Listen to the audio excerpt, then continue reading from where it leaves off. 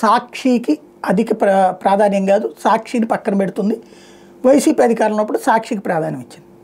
ఇక్కడ నిన్న మళ్ళీ దాని మీద ఒక చర్చ, సాక్షికి 371 కోట్లు ప్రకటనలు ఇచ్చారు అన్నటువంటి. బట్ ఒకటి మాత్రం నిజం, అంటే నిజాన్ని నిర్భయంగా మాట్లాడుకుందాం. అబద్ధాన్ని అందంగా చెప్పినంత మాత్రం తాత్కాలికంగా ఉంటుంది. ఇక్కడ అశ్వత్థామాత కుంజరహలాగా నిజాన్ని దాచేసి అబద్ధాన్ని మాత్రమే ప్రొజెక్ట్ చేస్తున్నారు, లేదా అవసరమైనంతది మాత్రం ప్రొజెక్ట్ చేస్తున్నారు. 371 కోట్లు 5 ఏళ్లలో సాక్షికి ఇచ్చి, మొన్నటిదాకా ఏమన్నారు 1000 కోట్లు 2000 కోట్లు అన్నారు, చివరికి కేవలం 371 కోట్లు, అది కూడా పేపరు టీవీకి కలిపి. ఇది కూడా ఈనాడుకి ఈటీవీకి ఎంత ఇచ్చారు, దాదాపుగా 340 కోట్లు ఇచ్చారు, 3.5 ఏళ్ళు ఇచ్చారు. చివరిలో ఈనాడే మాకు డబ్బులు వద్దని చెప్పింది, మాకు ఆ యాడ్లు తీసుకోమని చెప్పారు. అప్పుడు కదా ఆగింది. ఏది వాళ్ళ మీద కేసు, రామోజీరావు అరెస్టు, ఈ సిచ్యుయేషన్ వచ్చిన తర్వాత, అరెస్టు సందర్భం వచ్చిన తర్వాత వాళ్ళు ఆపారు.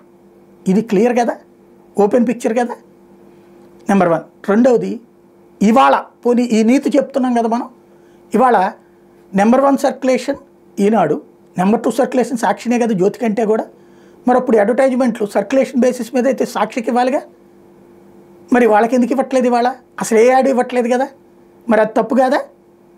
అంటే ఎవడు అధికారంలో ఉంటే వాళ్ళకి ఇదివరకు తెలుగుదేశం అనుకూల ఛానళ్ళు అనుకూల పత్రికలకే ఇచ్చుకున్నారు, వీళ్ళు వీళ్ళకే ఇచ్చుకున్నారు. అప్పుడు వాళ్ళు అట్లాంటి కేసులు పెట్టలేదు, అట్లాంటిది ఏడిపించాలనుకోలేదు. ఇక్కడ ఇప్పుడు మనం ఏడిపిద్దాం అనుకుంటున్నాం. ఏది కరెక్ట్, దానికోసం ఉద్యోగులు బలిపశువులు చేసేది ఏంది ఆలోచించుకోవాల్సిన అంశం.